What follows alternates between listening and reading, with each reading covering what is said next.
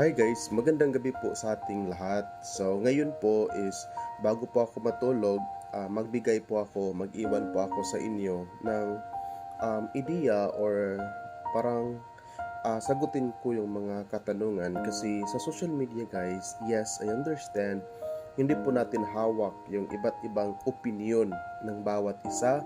At the same time, hindi po natin kontrolado kung ano yung masasabi ng isang tao tungkol sa iyo. Ang importante dyan is alam natin yung sarili natin, kung ano yung mga ginagawa natin, kung ano yung um, mga tulong, hindi man financial, kundi kaalaman or information sa ating kapwa-tao. Nowadays, high technology na gid ta, 'di ba? So, imagine may mga seminars through meeting, through online class, meron na po may mga trabaho over work from home, yung mga ganon. That is already civilizing, social civilizing, 'di ba? Mga na-improve na jud. So, muna ito giingon nga high-tech. So, high technology ba, ana. So ngayon, naintindihan natin sa social media, merong magbabash sa akin na yan yung kakulangan nyo kasi hindi naman lahat ng driver is kalibre yung utak ninyo. Yung mga ganun na mga words, mga phrases, and mga sentences, meron dyan sa social media. Ikaw, manager ka, pero kulang yung mga information na binigay mo sa mga drivers mo. Dapat ganito, ganyan. I salute you for being brilliant. I salute you for being knowledgeable enough sa mga sinasabi mo. But let me ask you this question. Did you think about it? May mga face-to-face na transaction pero nakukuha ba ng iba? Yes guys, I just want to inform you, we are unique at all times. My attitude could not be your attitude. 'Di ba? Your attitude is pwedeng hindi ka makapareho sa attitude ko. Dahil sa example na binigay ko, ako never maging ikaw. And ikaw never maging ako. At the same time, may natutunan ako, may alam ko na hindi mo alam, and may alam ka na hindi ko rin alam. Balikan natin yung words na sinasabi nito ni Kuya. Hindi ko alam kung gusto niyang mag-vlog, ibabash niya ako para dumami yung followers niya. I don't know his point. Basta yung sabi niya, is manager ka, wag mong i-level yung utak mo sa mga driver mo. At the same time, may mga driver din po tayong mahina. Yes guys, totoo yan. Kaya nga po, nagsabi ba ako sa inyo na dapat i-level nyo sa akin?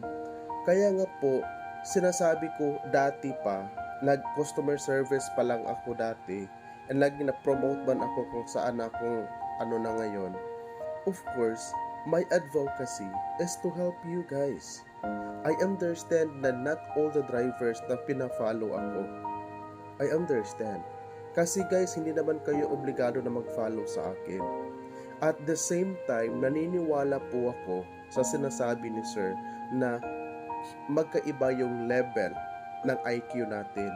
Kaya nga po kung napansin nyo, almost every day, kung hindi ko man magawa every day, but I can guarantee, I can assure, even if we are going to check sa content ko guys, most of this are actually reminder on how for us to avoid na di ta mabiktima sa mga frauds o sa mga scams. But again, dili man mo compulsory mo follow nato. Mao gani na sa kakulangan sa bawat driver is I keep imposing information. And guys, hindi ko din kasalanan if hindi kayo naka-follow sa akin kasi ngayon, balikan natin ha. Kulang daw ako sa knowledge na binigay ng driver kasi hindi lahat ng driver makukuha yung information na ibibigay natin. Naintindihan ko yan guys. Kaya nga po kami bukas from Monday to Sunday. Before, Monday to Friday lang talaga. And kadalasan guys sa mga companies, Monday to Friday lang. Pero anong ginawa namin guys? Nagbukas kami Monday to Sunday because we would like to help an individual drivers na pag hindi sila available weekend is they can visit us personally sa office. 'Di ba?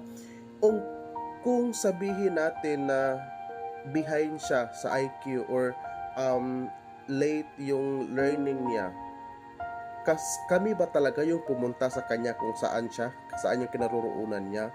Guys, kung alam natin yung level ng ating knowledge or kung may tanong ka, bukas yung office natin. So why not to visit the office and to ask clarification?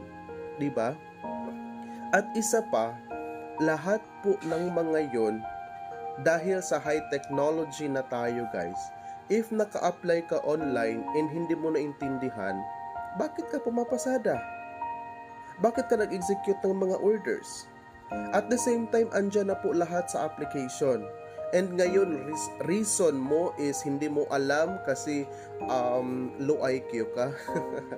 Natuto kang nag-apply, hindi ka na matutong magbasa kung ano yung nandyan. At the same time, marunong kang magpo-post sa Facebook, nakapag-follow ka, nakapag-share ka ng information na let me verify is this legit or not, but you did not able to check what is in the content sa page na sinasalihan mo, sa page or sa group na nagpo-post ka, kung ito ba ay something ganito, ganyan. Guys, alam nyo, sa atin talaga mismo dapat mag-start yung mga eagerness natin. Ngayon, kung hindi mo alam, please lang, nakikiusap ako, magtanong ka. Ang problema lang, hindi mo pa alam, pero ang problema sa'yo, nagmamarunong ka. Yun, di ba?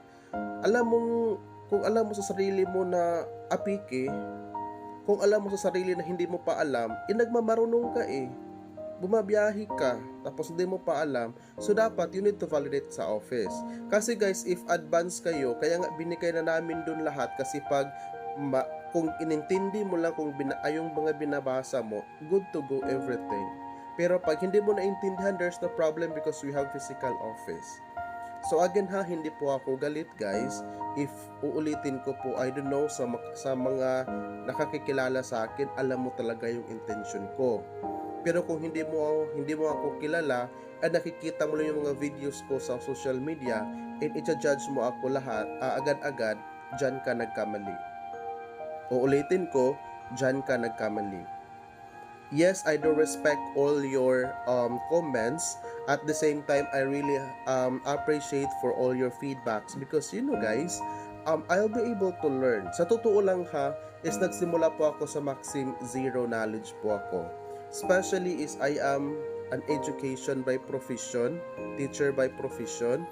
At the same time, nag-i-engage, nag-develop po ako ng business, which is I am not a business any business related courses. Pero nag-aral po ako ng international management consultancy, my own expense, because sa akin is wala akong idea sa mga business kasi education ako. Pero ang ginawa ko guys, tinulungan ko yung sarili ko kasi walang ibang makakatulong sa akin, only ourselves guys. Kaya ang ginawa ko guys, until now hindi pa ako nakapag-take ng exam kasi takot pa ako sa international sa management consultancy. Pero yes, malaki yung bayad kasi international siya. Panggabi yung klase ko, natapos ko siya pero hindi pa ako nag-take ng exam. Ang ginawa ko because I want to know more on how to manage business.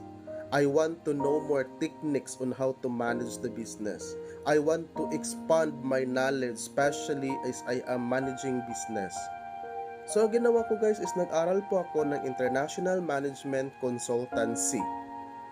And doon ko po nalalaman yung pasikot-sikot, yung mga techniques, yung mga secrets on how to grow up, on how to manage people, on how to conduct, on how to something like this and like that. So, yun yung ginagawa ko. Kasi, laging na-promote ako as head manager as of now. Tapos as a head manager is malaki yung responsibilidad mo. And alam ko sa sarili ko na kulang pa po yung knowledge ko doon. So kaya nga inaral ko. Tulungan natin yung sarili natin guys. Hindi natin pataka, sa Bisaya pa, pataka at taghamag. Pag human kung mapalpak ta, i-blame nato sa ubang tawo. Dili jud siya maayo. My advocacy guys is to help you all. Because nandito ako dahil sa inyo. ug karon yaw-yawan ko nimo, lumaki yung ulo mo, kami yung papasahod sa iyo. Pinaghihirapan ko din to lahat, guys. Kaya wag mo akong sabihan ng ganon kasi hindi ako guilty. Because at all times, I keep on praying and I keep on saying thank you. I keep on saying signs. Di ba? Kaya ako man ang ipaningkamutan, dili man ko mag-guilty bisag kung sa istoryahon nimo because wala og wala jud ko nagkuwang. Wala og wala jud ko nagkulang. Sobra-sobra pa nga gani kung tutuusin. Kung kaila jud ka nako. Pero now, I really understand sa mga bashers who keep on barking, di ba? Ang iro bitaw, mamaghot man na kung dili sila kaila. That is why I understand people who keep on barking me because you did not know me yet. Pero kung makahibaw mo na ako, makaila mo na ako, kung paon sa mi manarbaho, dili lang sa kuha, kundi sa kuang team, therefore you will be able to understand. Ang uban man gud tawo who keep on barking me, who keep on degrading me down, mga suyaon sa kinabuhi, katong mga tawo nga wapoy naabot. Katong tawo nga feeling nila bright kay sila, katong nga tawo nga feeling nila maayo kay sila, o feeling nila insakto sila. Pangiskwela daw mong tarong be. No? So ako taas kay kong respeto sa matag usa kaninyo because there are some of the riders, dili lang ingon nag-rider sila because wala sila. Some of them is gihimo lang nilag part-time, some of them gihimo lang nilag kalingawan. But then, bisan pa sa una, wala pa ko na manager, salute kay ko si inyo nga naman. Naamoy mga butang nga mahimo ninyo which is din ako mahimo. To be honest lang, prangka-prangka ta diri, direct to the point ta. Ako man gud nga tao nga di kay ko hilig flowering mga words dira. Mga saad-saad nga dili dayto kuan, di ba? Magpa arong ingnon.